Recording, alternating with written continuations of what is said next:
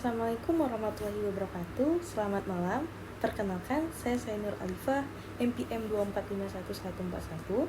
Di sini saya sebagai moderator dari kelompok 6. Dalam video ini, kelompok kami akan membahas mengenai hakikat negara.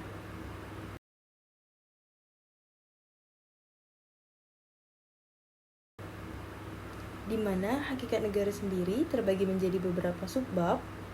Yang pertama ada Yunani kuno, yang kedua ada Romawi, yang ketiga ada abad pertengahan, dan yang terakhir ada modern. Mengenai sebab ini akan dijelaskan oleh rekan saya. Assalamualaikum warahmatullahi wabarakatuh. Saya Aman Septia dengan NPM 2451006. Saya akan menjelaskan pendapat para ahli terkait hakikat negara pada zaman kuno Socrates. Socrates adalah seorang filsuf Yunani kuno yang hidup di Athena pada abad ke-5 sebelum Masehi. Ia merupakan salah satu tokoh terbesar dalam periode kuno filsafat barat, bersama dengan Plato dan juga Aristoteles. Socrates menyatakan bahwa tugas negara adalah mendidik warga negara dalam keutamaannya, yaitu memajukan kebahagiaan warga negara dan membuat jiwa mereka sebaik mungkin.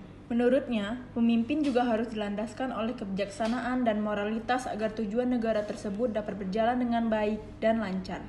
Socrates menggunakan metode dialog untuk menggali kebenaran dan mendorong pemikiran kritis, berbeda dengan pemikir lain yang mungkin lebih sistematis atau teoritis.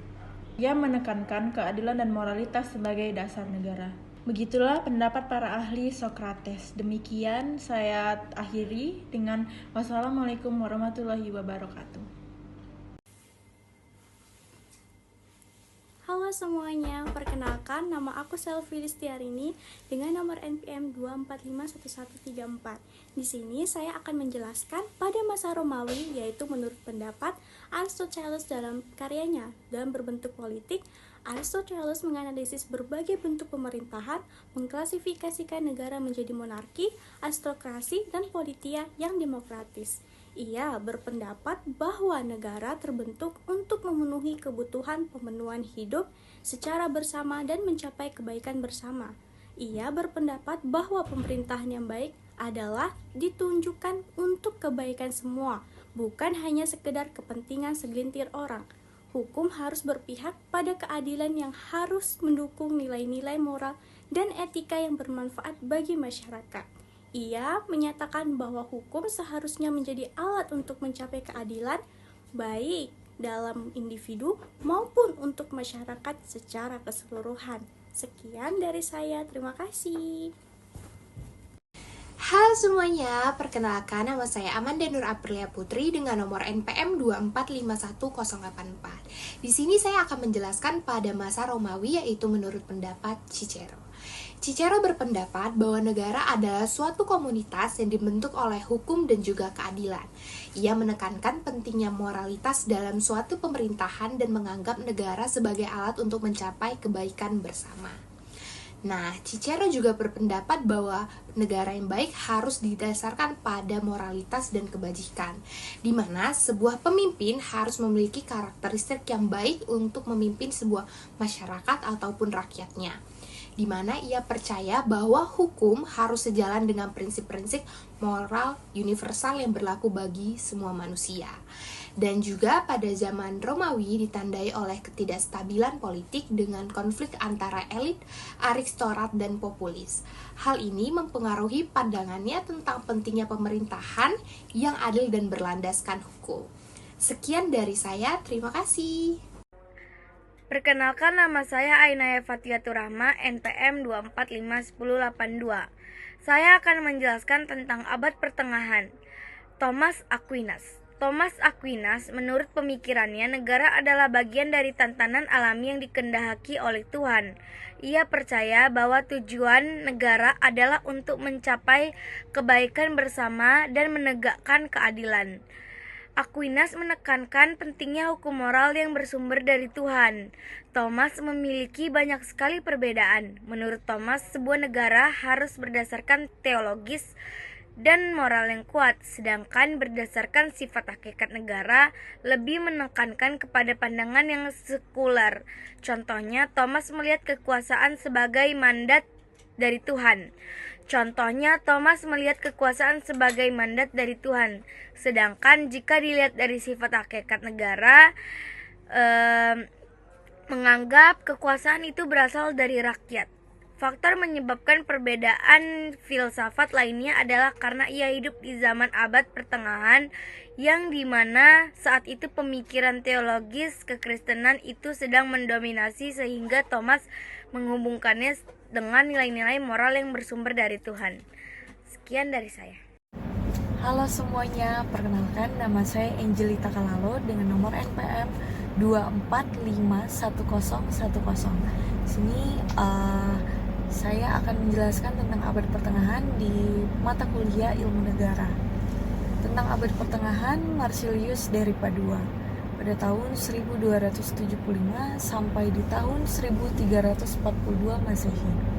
Nah, dalam karyanya ini bernama Defensor Pacis, yaitu Marsilius mengusulkan sebuah model negara yang lebih rasional dan berorientasi pada masyarakat.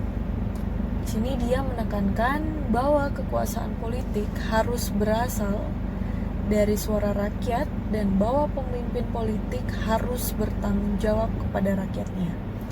Nah, ini adalah salah satu bentuk awal dari Marsilius, yaitu pemikiran demokratis yang menentang otoritas gereja dalam urusan politik.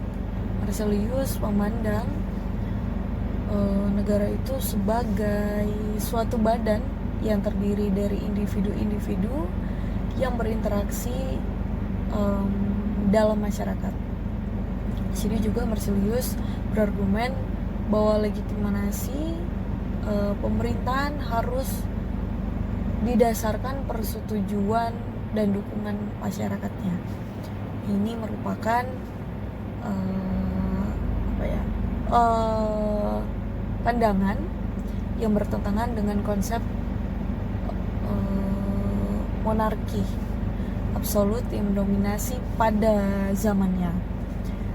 Nah, di sini juga dia berargumen bahwa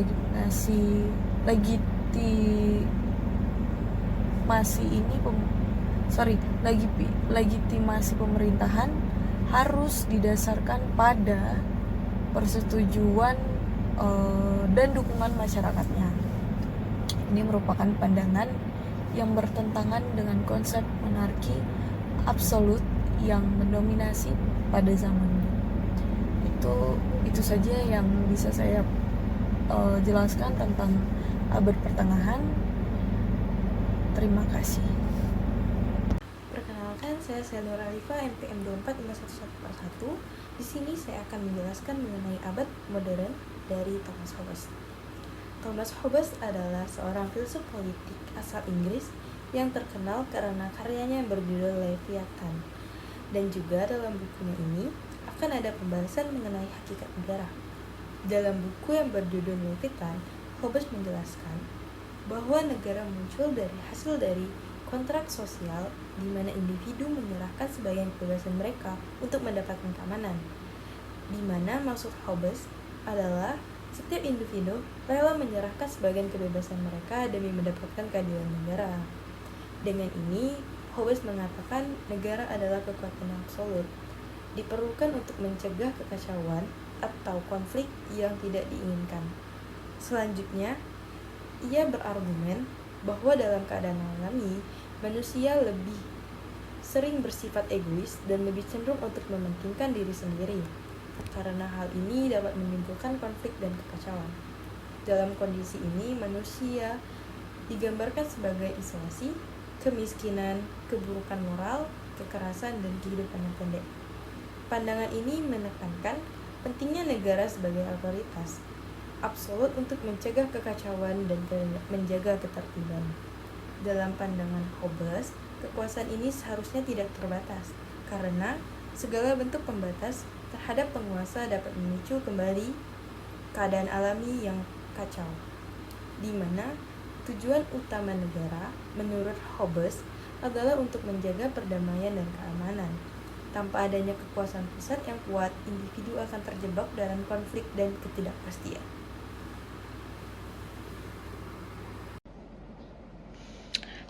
Perkenalkan, nama saya Siti Aisyah Wijaya dengan NPM 2451016. Di sini saya akan menjelaskan bagian modern John Rawls. John Rawls merupakan seorang filsuf moral dan politik Amerika dalam tradisi liberal yang hidup pada zaman modern. Dalam bukunya A Theory of Justice, Rawls menyatakan bahwa hakikat negara adalah untuk menciptakan keadilan sosial. Ia memperkenalkan konsep veil ignorance yang menekankan bahwa negara harus merumuskan kebijakan tanpa bias, dengan mempertimbangkan kesejahteraan semua warganya. Pendapat John Rawls memberikan fokus yang jelas pada keadilan sosial dan perlunya kebijakan yang adil dan tidak memihak. Sementara itu, sifat hakikat negara lebih luas dapat mencakup berbagai aspek, termasuk kekuasaan, kontrol, dan stabilitas. Rawls memberikan kerangka teoritis yang kuat untuk memahami negara dalam konteks keadilan. Tetapi, sifat hakikat negara tetap dapat bervariasi tergantung pada konteks sosial dan politik masing-masing negara. Perbedaan pendapat John Rawls dibandingkan dengan tokoh-tokoh sebelumnya berasal dari konteks sosial dan politik yang berbeda. Pendekatan normatif yang lebih kuat serta konsep inovatif yang menekankan keadilan sosial secara lebih terstruktur. Ini menciptakan dasar yang berbeda dalam memahami hakikat negara dan tanggung jawabnya terhadap warganya. Sekian, terima kasih.